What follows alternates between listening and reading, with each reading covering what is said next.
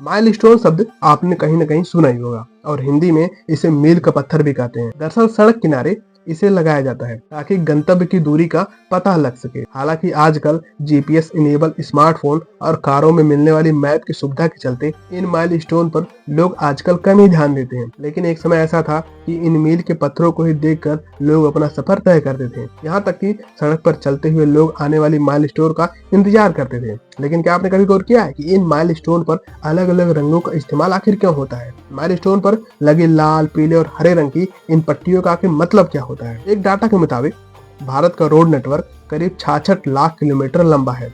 इतने लंबे road network में शामिल नेशनल हाईवे, स्टेट हाईवे और ग्रामीण सड़कों को अलग अलग करने के लिए मील के पत्थरों को कलर कोड द्वारा भिन्न किया जाता है, यानी कि अलग किया जाता है। तो आप भी अगर नहीं जानते हैं कि अलग अलग माइलस्टोन का पत्थर क्यों लगाया जाता है तो इस वीडियो में आप मेरे साथ जान लीजिए। देखिए, अगर माइलस्टोन पीले रंग का है तो आप समझ जाइए कि वो नेशनल हाईवे है और भारत में नेशनल हाईवे की लंबाई 1,46,000 किलोमीटर फैला हुआ है। और अगर आपको माइलस्टोन पर हरे रंग की पट्टी दिख जाए तो आप समझ जाइए कि वो जो रोड है वो स्टेट हाईवे की है। और अगर आपको माइलस्टोन पर नीले या काले रंग की पट्टी दिख जाए तो आप समझ जाइए ये सिटी का रोड है, यानी कि आप किसी शहर में प्रवेश कर रहे हैं या किसी शहर का रोड है। अगर आपको मील के पत्थर पर नारंगी रंग की पट्टी दिखती है तो इसका मतलब है कि आप ग्रामीण सड़क पर यात्रा कर रहे हैं। भारत में नागपुर में 0 माइल सेंटर है। 0 माइल सेंटर वह जगह है जिसे ब्रिटिश अन्य सभी शहरों की दूरी मापने के लिए एक रेफरेंस पॉइंट के रूप में इस्तेमाल करते थे और ये पॉइंट नागपुर में स्थित है।